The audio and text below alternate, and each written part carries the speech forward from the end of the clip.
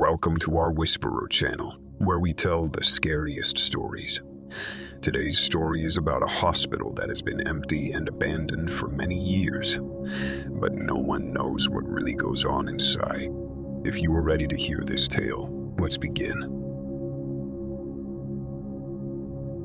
Once upon a time, there was a hospital where the employees were constantly working overtime and suffering from stress. One night, the doctor in charge of the surgery department, named Dr. Smith, was called into the emergency room by one of his colleagues to assist with a patient who was complaining of severe chest pains. Dr. Smith rushed to the emergency room where he found the patient, who was a young woman already sedated and hooked to a heart monitor. He quickly realized that her situation was much more serious than the other patients he had treated before. The heart monitor was showing very abnormal rhythms, and the patient seemed to be dying. Dr. Smith knew that time was of the essence, but the patient was not in a position to give consent for surgery, so he decided to try a risky procedure that he had read about in a medical journal. Dr. Smith quickly requested the help of his anesthesiologist and scrubbed up for the procedure. He began the operation, and as soon as he started, something went wrong. The patient's heart monitor stopped registering any rhythms at all, and despite Doctor's best efforts, the patient still did not wake up. The patient expired, and Dr. Smith realized that he had made a terrible mistake. The patient's family was devastated by the hospital staff, and they were never able to understand how the mistake could have been made. To make matters worse, it was later discovered that many of the staff members were suffering from severe mental health and were pushed to the limit by their overworked situation, which led to them to make such mistake. Unfortunately, the situation did not get better. Some of the colleagues of Dr. Smith were heavily overworked and were not able to perform their jobs properly, which led to more and more mistakes being made. The situation became so bad that the hospital administration had to step in and take over the department, firing all of the staff members involved. The staff members had lost the faith in the management and in the hospital and decided to leave. The hospital was left with a large number of patients, without enough staff to take care of them, and the reputation of the hospital was ruined. Despite the efforts of the hospital's management to rectify the situation, the reputation of the hospital was already permanently damaged. The hospital was left with a large number of patients without enough staff to take care of them, and the reputation of the hospital was ruined. In the end, the hospital was forced to close its doors, and the patients were transferred to other hospitals. Dr. Smith, who had lost his license to practice medicine, was left alone, feeling ashamed of the mistakes he had made. He was never able to forgive himself for the tragedy he had caused and took his own life a few years later. The patients' families, meanwhile, did their best to put the tragedy behind them and move on with their lives. The hospital, once a beacon of hope for many, became a haunting memory for those who had been a part of it.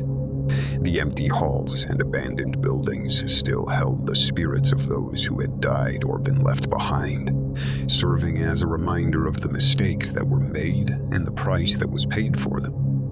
As years went by, the hospital became a tourist attraction for those who were interested in the paranormal. Many claimed to have seen ghostly apparitions in the halls and heard strange noises coming from the abandoned buildings.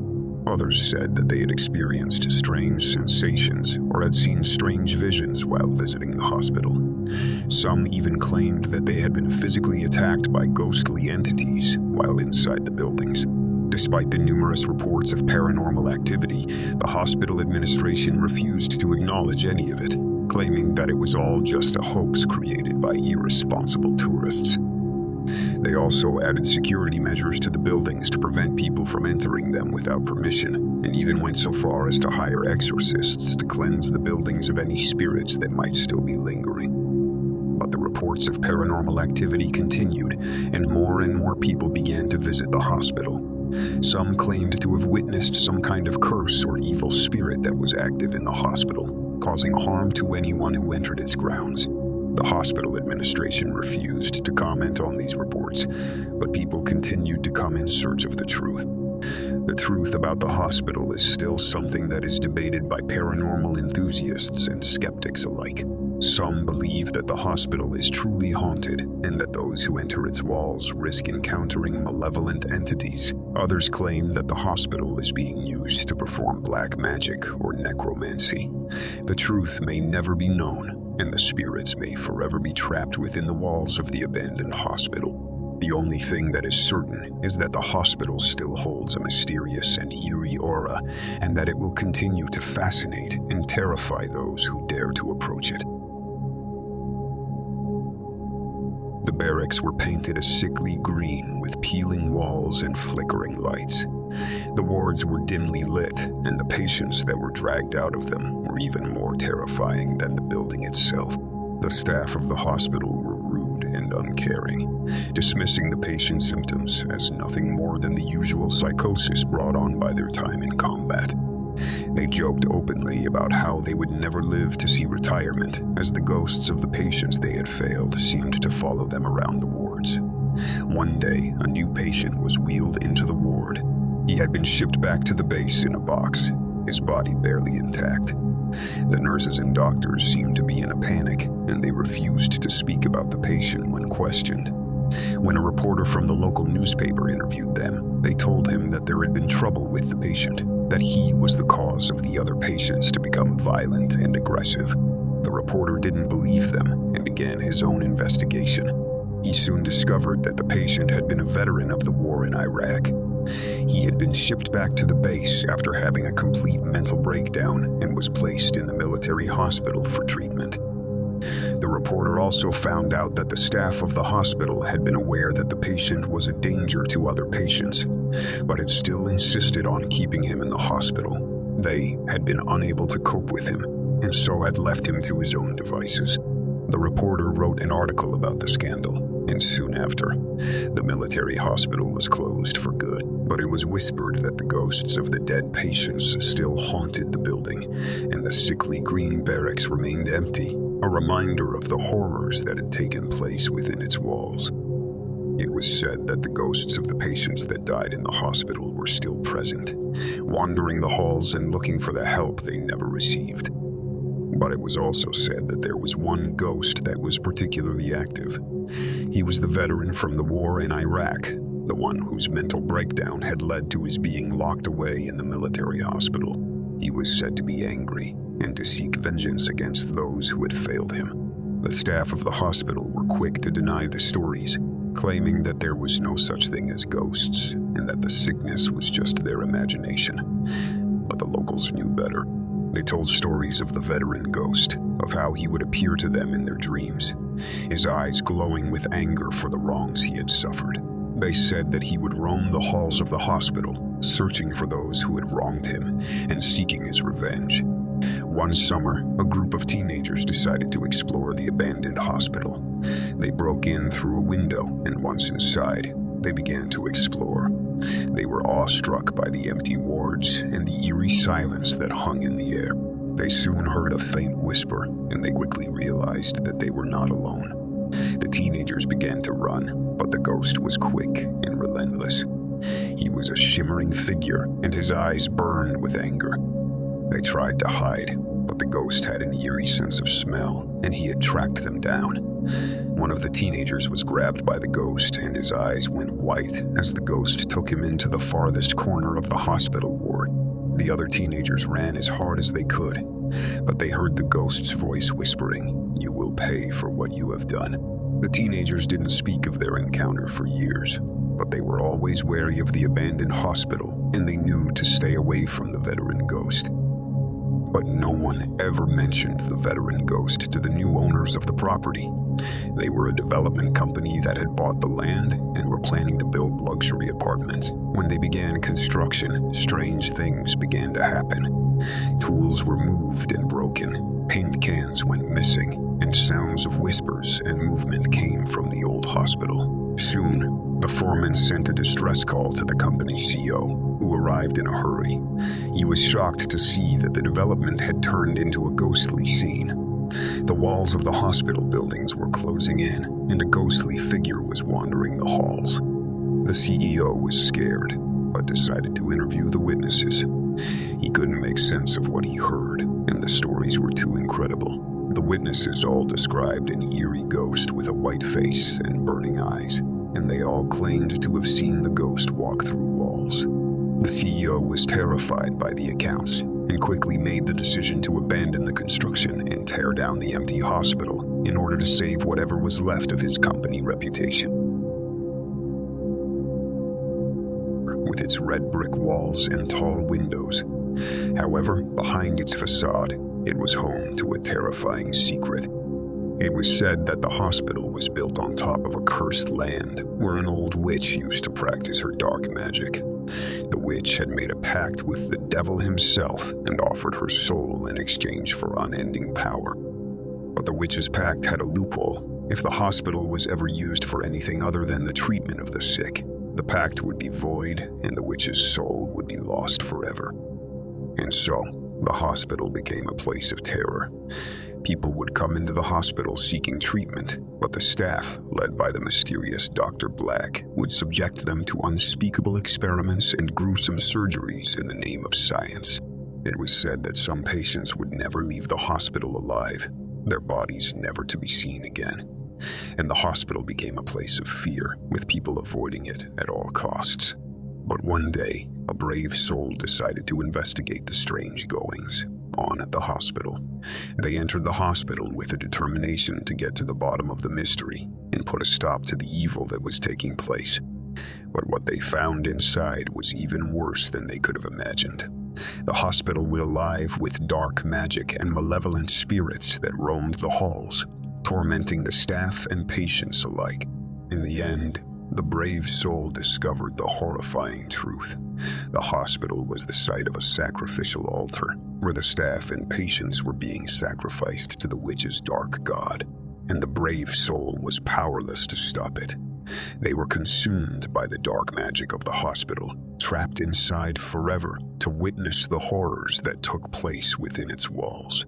The brave soul managed to escape the hospital alive, but the memories of what they saw there would haunt them for the rest of their days. They never forgot the terror of that cursed place and would tell their story to anyone who would listen. Word of the hospital's true nature eventually spread, and eventually it was shut down permanently. But even with the hospital out of commission, the horrors that took place within its walls lived on. People still talked about the mysterious experiments, the strange surgeries, and the sacrifices that took place in the name of evil. And many believed that the hospital was still infested with dark magic and malevolent spirits, waiting to claim the next victim. Some say that the witch's soul is still out there, trying to find a way to reclaim her lost power. Others say that the hospital is home to ghosts of those who were lost within its walls. But one thing is certain. The hospital in the village will forever be a place of fear and terror, a reminder of the evil that can take place in even the most unlikely of places. As time went on, the hospital became a place of urban legend and folklore, with stories of its dark past being passed down from generation to generation. Some people even claimed to have seen strange apparitions at the site of the former hospital, while others alleged that they heard strange noises and saw eerie lights in the night. People began to speculate about what secrets the hospital held and what might have led to its demise. Some believed that the witch had truly made a pact with the devil, while others thought that the staff and patients had been corrupted by some sort of dark magic. Despite the stories and legends, however, the hospital in the village quickly became nothing more than a distant memory. The land on which it had once stood was transformed into a beautiful park, and the townspeople began to forget about the dark past that had once haunted their community. But for those who knew the truth, the terror of the hospital would never fully disappear. They would always remember the terror that took place within its walls and the sacrifices that were made to its evil god. And although the hospital was long gone, the legacy of its dark past would live on for generations to come. As time wore on, the hospital in the village became nothing more than a shadow of its former self. The park that had replaced it was a peaceful and tranquil oasis in the heart of the town, with lush grass and colorful flowers that brought joy to all who visited. But even as the townspeople went about their daily lives, there were still those who remembered the hospital's dark past, and the tales of strange happenings that had once taken place there. For those people, the hospital remained a place of dread and terror, a memory that would never be forgotten. One day, a group of enterprising young people decided to explore the former hospital site, curious about what secrets might lie hidden there. They ventured into the park and soon found themselves standing in the shadow of the old building's foundation. As they looked around, they began to notice strange occurrences that they couldn't explain, from unexplained noises to eerie shadows that seemed to flicker and disappear.